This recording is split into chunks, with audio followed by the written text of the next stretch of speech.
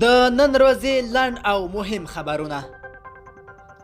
د هند لومړي وزیر نریندر مودي کرونا سره د مبارزې برخه کې افغانستان د $1 میلیون مرستې مننه کړې ده. مودي پر خپل ټویټر لیکلی دی له کرونا سره د مبارزې برخه کې له سارک هیوادونو سره د افغانستان د $1 میلیون مرستې مننه کوي. د یادونې ده چې افغانستان له کرونا سره د مبارزې برخه کې د سارک سازمان هیوادونو سره د $1 میلیون مرسته ژمنه کړې ده. حضرت الله زازي ته د زوکړې د 22مه کلیزه مبارک وي. حضرت الله زازي د شلاوریزو نړیوالو لوبو په یو پاڼۍ کې د شپږیزو په وهلو سره د کرکټ د دغې بڼۍ د نوملړ په سر کې ځای لري چې تر اوسه کوم بل لوبغاړی ورته ریکارډ نه دی خپل کړی. آلمان خپل وګړو ته له افغانستانه د وتلو امر کړی. کابل کې د آلمان سفارت د یوې خبرپاڼې په خپرولو سره له خپلو ټولو وګړو غوښتنه کړې ده چې په موقت ډول له افغانستان څخه ووځي. په اعلامیه کې له افغانستان د آلماني وګړو د وتلو لامل په دغه هیواد کې د کرونا وایرس احتمالي پراختیا بلل شوې ده. آلمان سفارت دا غوښتنه په داسې حال کې کوي چې په افغانستان کې پر کرونا وایرسو د اخته کسانو شمیر 40 ته پورته شوی دی.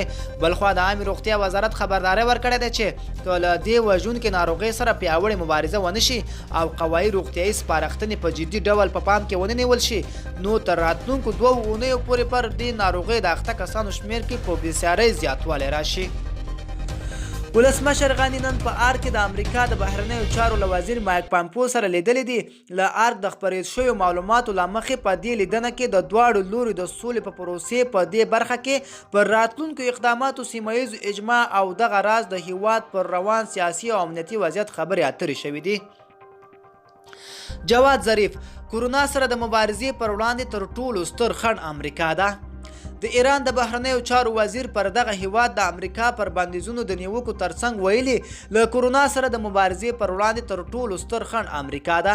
ظریف پر خپل ټویټر لیکلی واشنګټن له کرونا سره د مبارزې پر وړاندې خنډونه جوړوي.